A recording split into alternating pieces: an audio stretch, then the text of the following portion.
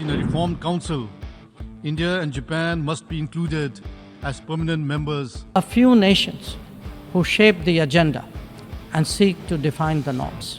Convenience determines responses to terrorism, extremism and violence.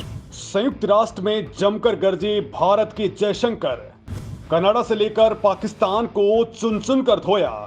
Bharat ने लगा दी UNSC में तगड़ी आग, वीटो पावर पर बौखलाया पाकिस्तान, सपोर्ट में कूदे मुस्लिम देश, अमेरिका ने फिर खेला दोगला गेम, जयशंकर ने खोल डाली पोल।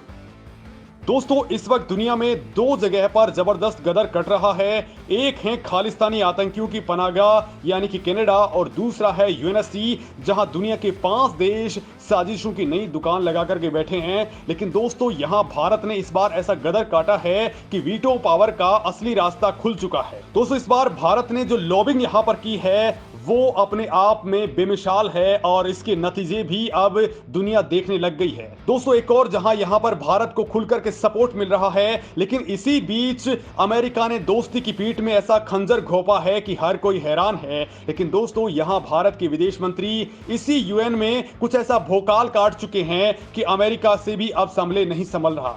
मतलब मामला बहुत ज्यादा विकराल हो चुका है। और दोस्तों, इस वीडियो में ये पूरी कहानी मैं आपको बताने वाला हूं, जिसे जान करके आप भी हैरान रह जाएंगे कि ये आज का भारत है जो किसी के बाप से नहीं डरता है और अब खुल करके सबकी धुआं निकालने में यकीन रखता है। तो चलिए दोस्तों, शुरू करते हैं कि आखिर अभी यूएन के अंदर क्या हुआ है। यूएनएससी में वीटो पावर को लेकर के भारत ने कौन सी प्लानिंग स्टार्ट कर दी है, और दोस्तों आपको बताने वाला हूं कि अमेरिका ने क्या साजिश रची है जिसमें चीन का भी अब उसे खुला सपोर्ट मिल रहा है।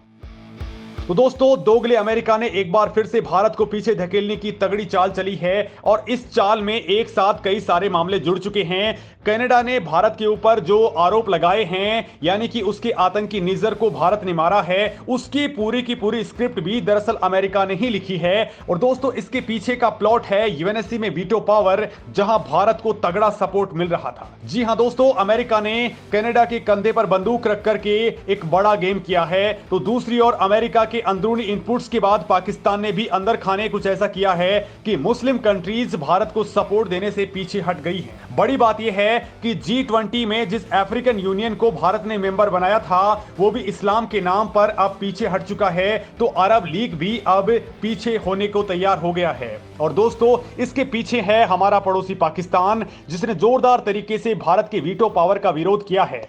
पाकिस्तान को उसकी इस कोशिश में चीन का भी तगड़ा सपोर्ट मिला है। दोस्तों, पाकिस्तान का कहना है कि सुरक्षा परिषद के विस्तार की कोई जरूरत नहीं है। दोस्तों, पाकिस्तान ने बार बार कहा है कि संयुक्त राष्ट्र सुरक्षा परिषद के स्थायी सदस्यों को 2 या फिर 5 साल के लिए ही बनाया जाए, और पाकिस्तान इस आधार पर भारत की दावेदारी का विरोध कर रहा है कि भारत सुरक्षा परिषद के प्रस्तावों का उल्लंघन करता है। और दोस्तों, जो यूएनएससी और यूएनजीए पूरी दुनिया की बातें नहीं सुन रहा था, वो कंगाल पाकिस्तान के इस प्रस्ताव पर विचार करने लग गया है। मतलब पाकिस्तान बस मोहरा है, असली खिलाड़ी दूसरे हैं। और जाहिर सी बात है, इस बार ये पूरा का पूरा मामला अमेरिका के इशारों पर चल रहा है। दोस्तों, आपको बता दूं कि पाकिस्तान ये दावा करता है कि भारत यूएनएससी का परमानेंट मेंबर बनने के लिए सभी मानक पूरे नहीं करता है। भारत को अगर परमानेंट मेंबर बनना है तो उसे कम से कम 129 देशों का सपोर्ट चाहिए होगा। और पाकिस्तान का दावा यह है कि भारत को इसका आधा समर्थन भी नहीं मिल पा रहा है। उसके मुताबिक पाकिस्तान के रुख को अरब लीग और अफ्रीकन यूनियन के देशों का भी खुला सपोर्ट मिल चुका है।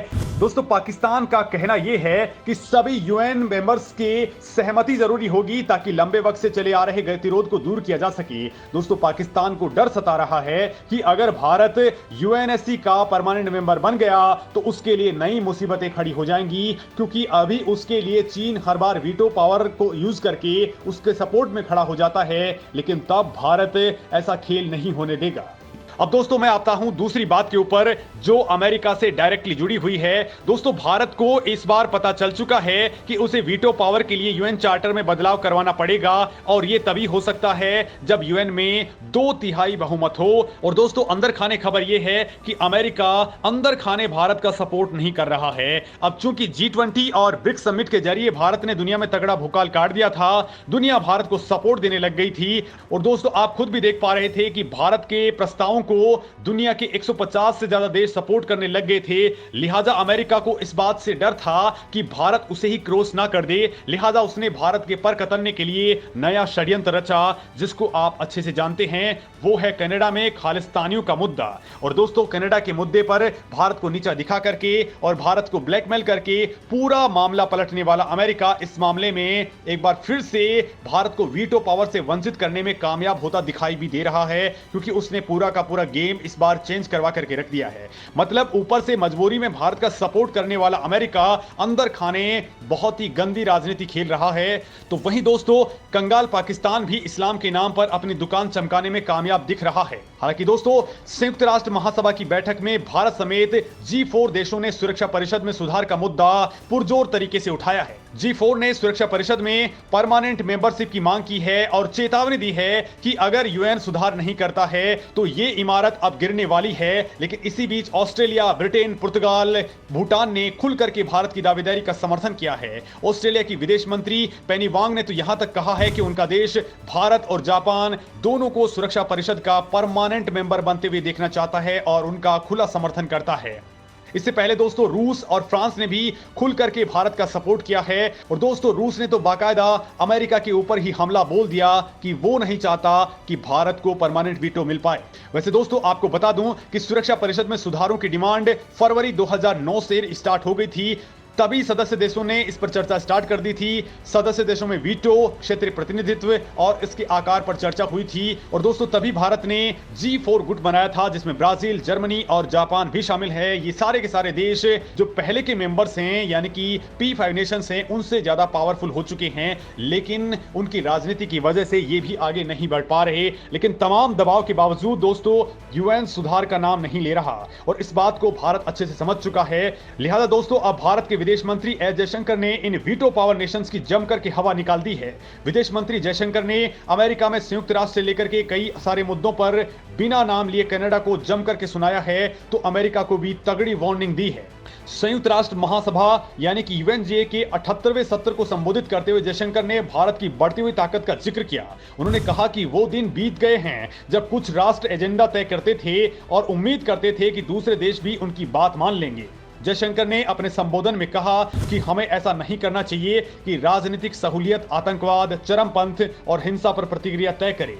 अभी भी कुछ ऐसे देश हैं जो एजेंडा तय करते हैं और नियमों को परिभाषित करते हैं। ये अनिश्चित काल तक चलने वाला नहीं है। दोस्तों, इससे पहले भी भारत कह चुका है कि अगर यूएन अपने अंदर सुधार नहीं करता है तो इसमें भारत के साथ ही अफ्रीकी और लैटिन अमेरिकी देश भी इससे आउट हो जाएंगे और ये हमेशा के लिए बर्बाद हो जाएगा, क्योंकि इसके अंदर केवल 5 देश दादागिरी कर रहे हैं। दोस्तों, G20 शिखर सम्मेलन के भव्य और सफल आयोजन के बाद भारत ने संयुक्त राष्ट्र में व्यापक सुधार और सुरक्षा परिषद यानी कि यूएनएससी के परमानेंट मेंबर्स की सीटें बढ़ाने के समर्थन में जबरदस्त कूटनीतिक लॉबिंग शुरू कर दी है। और ये भारत की तरफ से दबाव का नतीजा ही है कि यहां क्वाड कंट्रीज यानी कि अमेरिका, भारत, जापान और ऑस्ट्रेलिया ने यूएन सुधारों को आगे बढ़ाने को लेकर के अपनी प्रतिबद्धता दिखाई है। तो वहीं दोस्तों, ब्रिक्स कंट्रीज यानी कि ब्राजील, रूस, भारत, चीन और साउथ अफ्रीका के विदेश मंत्रियों की बैठक में भी इस बात की डिमांड रखी गई है कि अब इन सुधारों को बहुत ज्यादा दिनों तक टाला नहीं जाना चाहिए। दोस्तों, इस मामले में आपका क्या कहना है, कमेंट करके